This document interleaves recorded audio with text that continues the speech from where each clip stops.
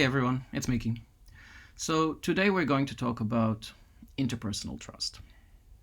The reason it matters is that very often in our immediate relationships with our colleague, with our boss, maybe with our partner or our family, we feel like something that is important to me isn't safe with you.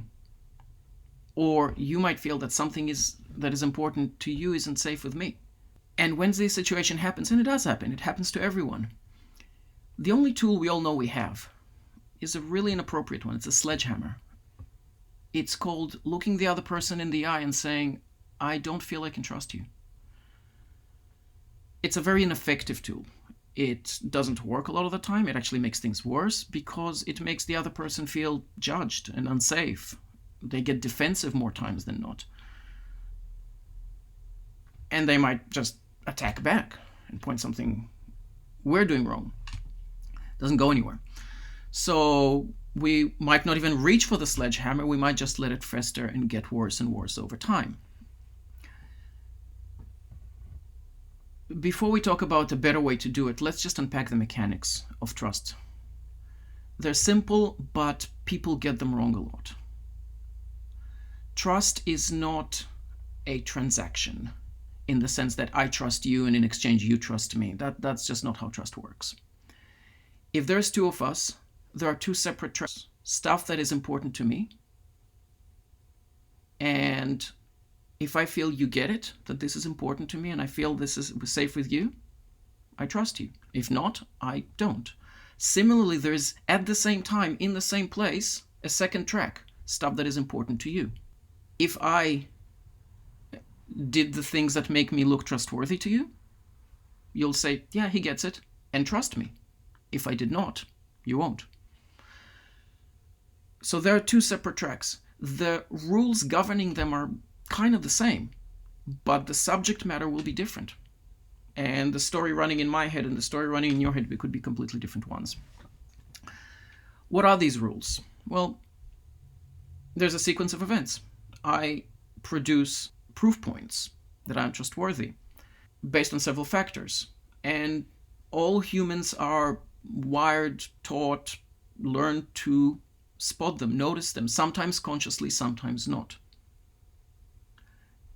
And we collect these proof points, and then you will, on the basis of the true proof points I provided, either say, yeah, I trust him, or I distrust him. Yeah, he gets it, or nah, he doesn't get it. What are the factors going into these proof points? Well, one model that we'll talk about today is the model offered by Dr. Brene Brown. Her model is called Braving, which is an acronym for 7 factors. Boundaries. Do I believe the boundaries you've set around what you said you can do?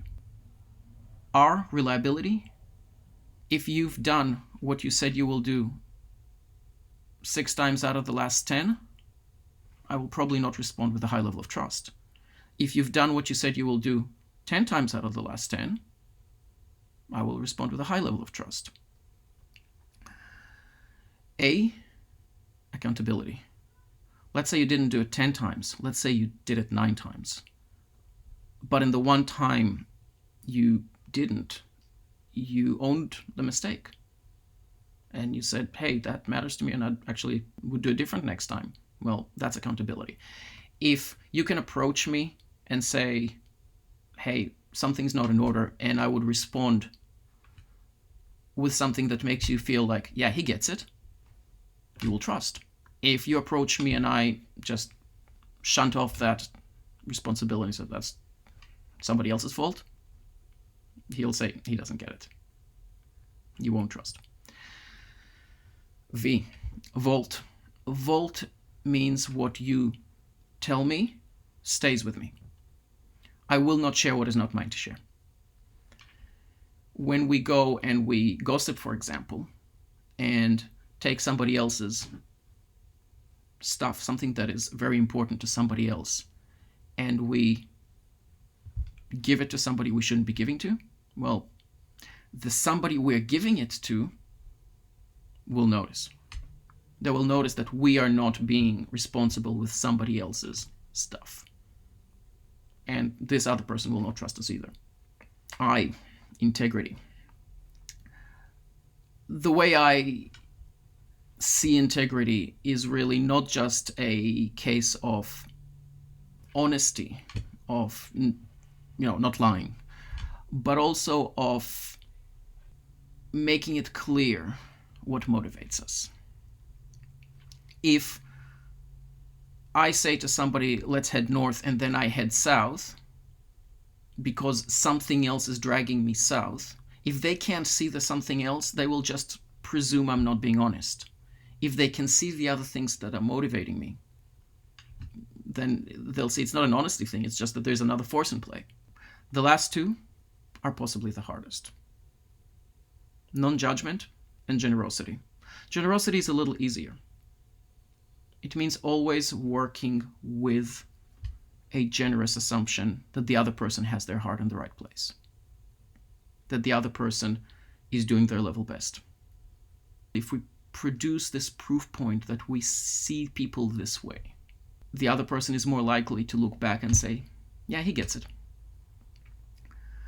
The non-judgment, I've swapped the N and the G, the non-judgment is possibly the hardest. I personally find that when I need to fix something, 19 out of 20 things that come up in my head to say are judgmental.